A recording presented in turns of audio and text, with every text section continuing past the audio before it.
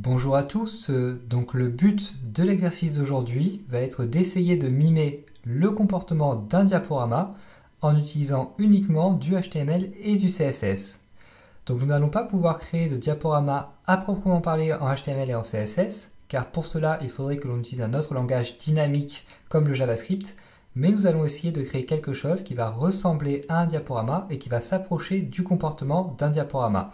Et donc nous allons créer deux objets qui vont s'approcher d'un diaporama, donc deux objets différents qui vont représenter deux méthodes différentes de créer des sortes de diaporamas, encore une fois en HTML et en CSS.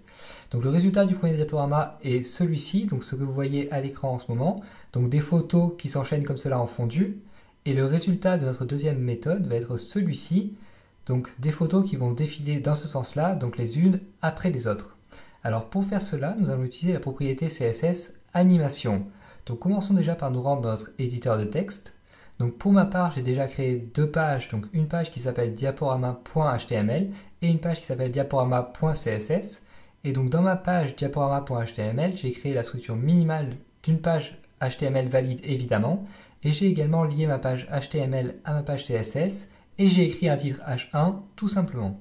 Donc je dispose également d'un dossier, donc celui-ci dans lequel j'ai mes deux pages, donc mes pages HTML et CSS qui sont dans le même dossier, et d'un sous-dossier images qui contient les images que je vais utiliser pour ce diaporama. Donc trois images, une image image1.jpg, une image image2.jpg et une image image3.jpg, et une quatrième image donc qui contient finalement mes trois images précédentes et que j'ai appelée image123.jpg. Donc je vous invite à vous munir vous-même de trois images comme ceci et d'une quatrième image donc qui reprend les trois images, donc qui fait la taille des trois images en largeur. Et donc mes images vont devoir faire 960 pixels de large par 500 pixels de haut, même si la hauteur ne va pas véritablement nous importer pour créer notre diaporama. Donc on retourne sur notre fichier HTML et nous allons déjà créer le cadre de nos diaporamas. Donc nous allons les mettre dans des divs. Donc moi je vais commencer par indiquer tout d'abord un titre H2, donc ma première méthode, puisque comme je vous l'ai dit, nous allons utiliser deux méthodes pour créer nos diaporamas. Donc on va indiquer un premier div qu'on va appeler classe diaporama 1 par exemple, comme ceci. Et donc en dessous, nous allons créer un deuxième div avec un titre H2 avant, donc deuxième méthode. Donc méthode comme ceci. Et donc div cette fois-ci, évidemment, classe diaporama 2, comme cela. Donc ensuite, on enregistre et on retourne dans notre fichier CSS, et c'est là où on va avoir tout le travail à faire finalement. Donc dans notre fichier CSS, nous allons déjà commencer par effectuer un reset des marges intérieures de l'élément body, comme d'habitude, donc afin de travailler tous sur les mêmes bases, quel que soit le navigateur utilisé. Donc margin 0 pixel, padding 0 pixel. Et on va également étendre donc la taille de notre body à 100% afin d'être certain que notre body prenne bien toute la page en largeur. Donc width 100% comme cela. Et donc ensuite nous allons cibler notre div donc, qui porte la classe diaporama 1. Et nous allons donc, comme je vous l'ai dit, utiliser la propriété animation pour créer notre premier diaporama. Donc on va déjà centrer le div avec la propriété margin 0 auto comme ceci. On va lui donner une largeur égale à 960 pixels. Et on va également lui donner une hauteur égale à 500 pixels. Donc. Et finalement, donc on va lui attribuer une bordure de 3 pixels solide et gris foncé, donc avec la notation hexadécimale 333. Et on va donc également d'ores et déjà lui donner une image de fond, donc une image par défaut, donc avec background image, et on va prendre pour cela notre image 1, qui est dans notre sous-dossier imgs, et qui s'appelle donc image1.jpg comme cela. Et donc pour le moment, nous arrivons au résultat suivant, c'est-à-dire que nous avons notre div avec sa bordure de 3 pixels d'épaisseur, ainsi que notre image de fond, donc notre image 1.jpg. Et nous allons maintenant donc utiliser les propriétés de type animation, puisque je vous rappelle donc qu'il est préférable d'utiliser les différentes propriétés animation tirées plutôt que la notation shorthand animation en soi, car celle-ci est parfois mal supportée par certains navigateurs. Et donc nous allons également utiliser les préfixes vendeur avec cette propriété afin d'optimiser encore une fois donc, la compatibilité de cette propriété avec certaines versions de certains navigateurs. Donc dans notre cas, nous allons utiliser les préfixes WebKit et Moz. Donc WebKit va nous servir pour les anciennes versions des navigateurs Safari, Chrome, Opera et Internet Explorer, tandis que le préfixe Moz donc, va nous servir pour les anciennes versions du navigateur Mozilla Firefox évidemment. Et nous allons donc préciser les propriétés de type animation non préfixée pour finir. Donc comme à chaque fois qu'on utilise les préfixes vendeurs, on précise toujours donc, la version non préfixée de la propriété à la fin, donc après les versions préfixées de la propriété. Donc on retourne dans notre fichier CSS immédiatement et nous allons utiliser les propriétés donc animation name pour donner un nom à notre animation, animation duration pour définir la durée de l'animation, animation timing function pour définir la courbe de vitesse de notre animation, donc dans notre cas on va la vouloir linéaire, la propriété animation iteration count donc pour définir le nombre de fois que notre animation doit être jouée. Donc dans notre cas nous allons préciser la valeur infinite afin donc que notre animation se répète indéfiniment et qu'on puisse ainsi donner un effet de diaporama à notre animation. Et donc pour finir, nous allons utiliser la propriété animation direction donc pour définir la direction de notre animation. Donc on va commencer immédiatement. Donc on commence avec le préfixe WebKit, donc WebKit-animation-name. Deux points, donc on va donner le nom diapo 1 à notre animation. Donc ensuite nous allons réutiliser ce nom dans notre règle @keyframe afin donc de définir la propriété qui doit être animée en CSS évidemment. Et dans notre cas, ce sera la propriété background image puisque nous allons vouloir changer d'image de fond au cours du temps de notre animation. Donc ensuite, WebKit cette fois-ci animation duration. Alors pensez bien à préciser les propriétés dans le même ordre que moi afin que tout fonctionne bien. Donc nous allons donner par exemple la valeur 9 secondes ici pour la durée totale de notre animation. Ensuite, WebKit-animation-timing function, donc la courbe de vitesse de notre animation. Donc on va vouloir que notre animation soit linéaire, c'est-à-dire que les images défilent de façon linéaire. Ensuite, donc WebKit-animation, cette fois-ci donc iteration count, donc le nombre de fois que l'animation doit être jouée. Alors, encore une fois, donc nous allons préciser la valeur infinite ici afin que les images de fond se répètent indéfiniment, donc afin de donner un effet de diaporama à notre animation. Et donc WebKit-animation-direction, donc qui va nous permettre de préciser la direction de l'animation. Et donc ici, nous allons tout simplement préciser la valeur normale comme ceci. Donc ensuite, alors ici, il faut mettre un A et pas un Z évidemment. Donc ensuite, nous allons tout simplement copier ceci et le coller. Donc en remplaçant WebKit par Moz, donc en remplaçant le préfixe WebKit par le préfixe vendeur Moz évidemment. Donc pour les anciennes versions du navigateur Mozilla Firefox que vos utilisateurs pourraient éventuellement utiliser. Donc Moz comme ceci et Moz pour finir. Et donc nous allons une nouvelle fois donc préciser les versions non préfixées de ces propriétés à la fin.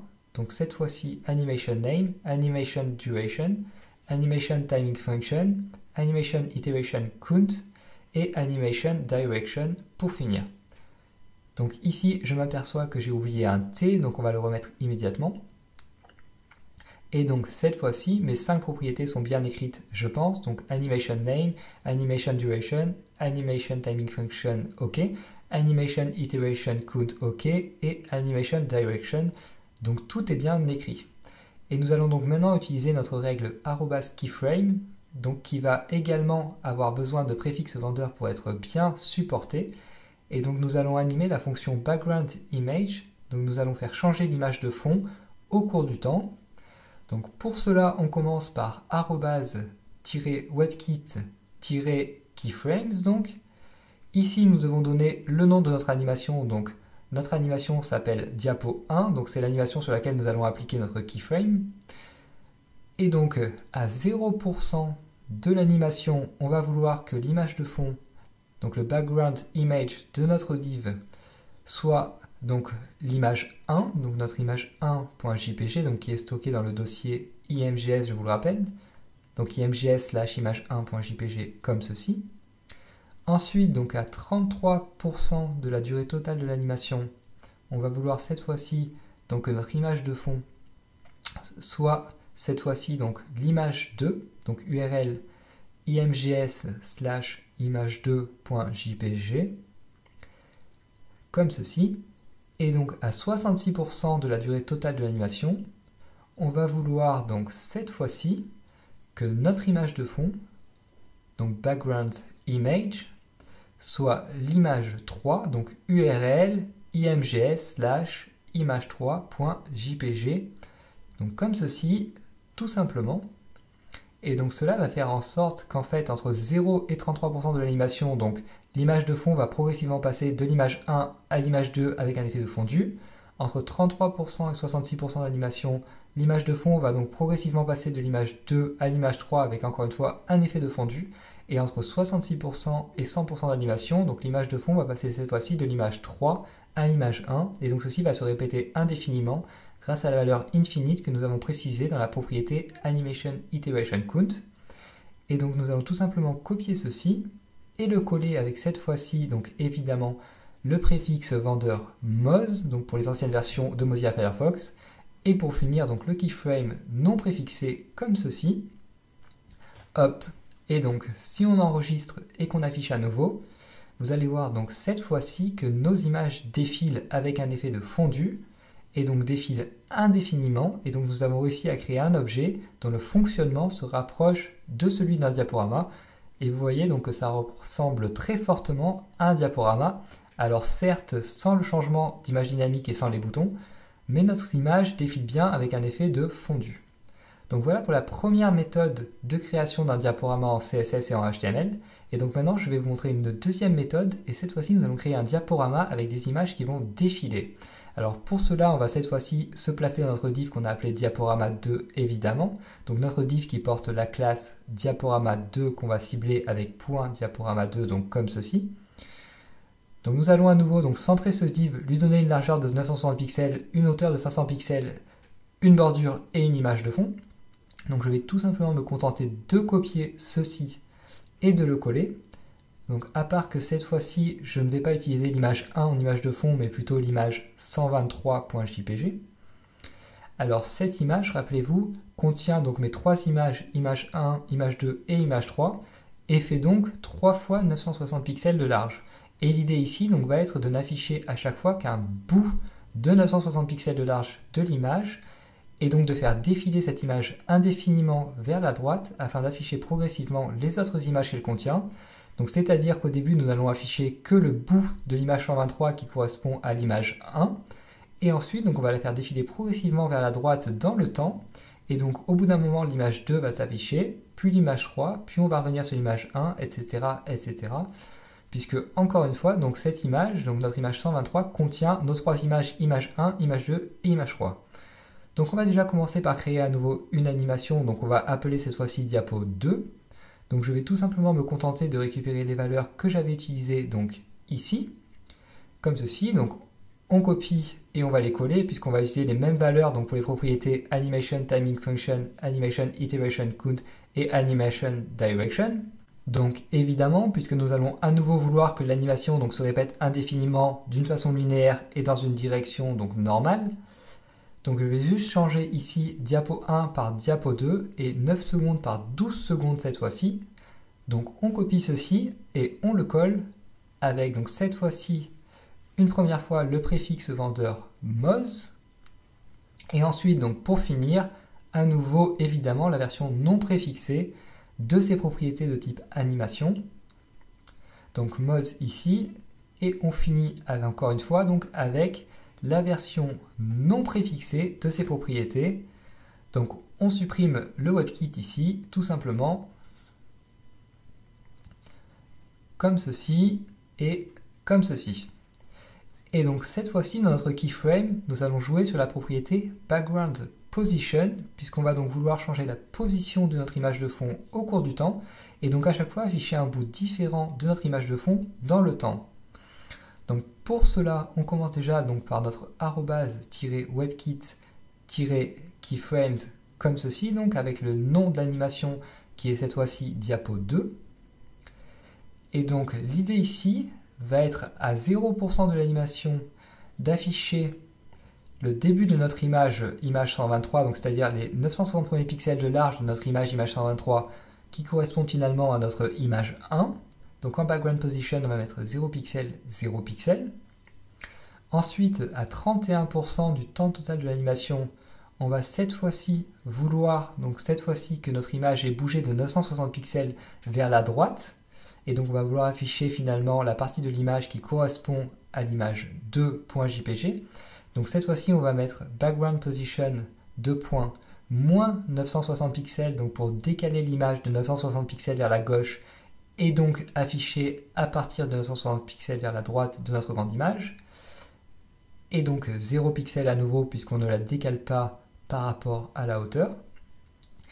Et donc à 64% de l'animation, on va vouloir donc que le background position soit à moins 1920 pixels cette fois-ci, c'est-à-dire à moins 2 fois 960, afin qu'on ait cette fois-ci le bout correspondant à notre image 3 qui soit affiché à l'écran. Et donc pour finir, à 100% de l'animation, évidemment, nous allons vouloir donc que le background position revienne donc sur la partie qui correspond à notre image 1, donc sur la partie de notre image de départ, donc avec les valeurs moins 2880 pixels et 0 pixels, tout simplement. Donc on va déjà copier ceci et le coller en changeant WebKit par Moz une première fois, et donc ensuite en précisant le keyframe non préfixé, comme ceci donc. On va donc déjà enregistrer et afficher le résultat comme cela.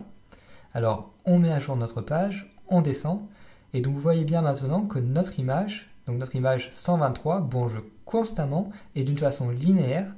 Donc la position de notre image de fond, c'est-à-dire la position de l'image de fond du div, est constamment modifiée, et à chaque fois donc on affiche, évidemment vu que notre div fait 960 pixels de large, qu'une partie de 960 pixels, et donc vous voyez que ça correspond donc à notre bout qui correspond donc au départ à notre image 1 au départ de l'animation, et ensuite donc on va se diriger progressivement vers l'image 2, puis vers l'image 3, et donc on tourne en boucle indéfiniment grâce encore une fois à la valeur infinite de la propriété Animation Iteration Count.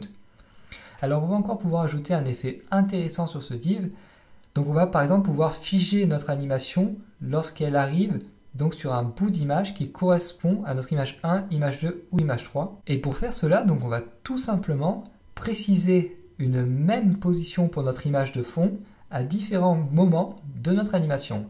Donc c'est-à-dire qu'ici par exemple à 0% de notre animation, on veut donc que la partie de notre image de fond qui s'affiche soit la partie relative à l'image 1. Et donc on va vouloir afficher cette même partie relative à l'image 1 à 2% de notre animation. Donc c'est-à-dire qu'entre 0 et 2% du temps total de notre animation, notre image de fond n'aura pas bougé. Et donc ensuite, on va vouloir faire exactement pareil entre 31% et 35%, donc c'est-à-dire au moment où notre image de fond donc, est centrée sur la partie qui correspond à l'image 2, donc l'image 2.jpg. Et on va faire à nouveau la même chose, donc au moment où la partie de notre image de fond est centrée sur la partie relative à l'image 3.jpg, donc entre 64 et 68% de l'animation.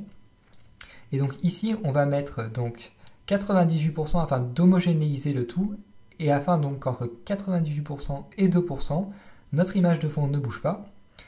Alors vous voyez donc ici qu'entre 98% et 2% donc de l'animation, notre image de fond est centrée sur la partie représentant l'image 1.jpg.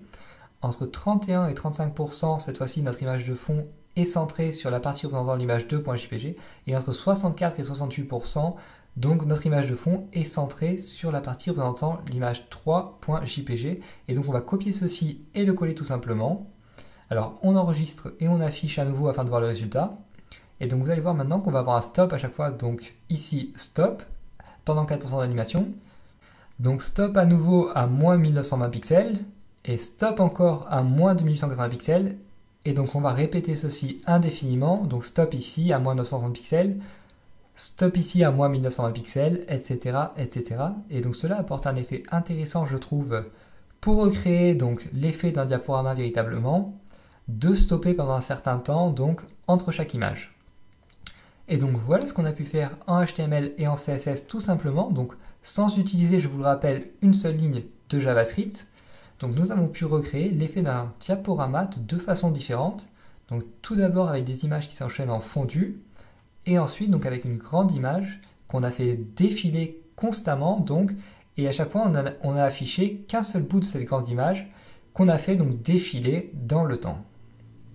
Donc cet exercice démontre encore une fois selon moi toutes les possibilités et toute la puissance du couple HTML-CSS, puisque vous voyez donc en utilisant que du HTML et du CSS, nous pouvons déjà réaliser de belles choses. Donc je vous encourage à réutiliser ces propriétés de type animation et à les tester dans différentes situations afin de créer donc de belles choses en HTML et en CSS. Donc voilà tout pour cet exercice et je vous dis à bientôt pour un prochain.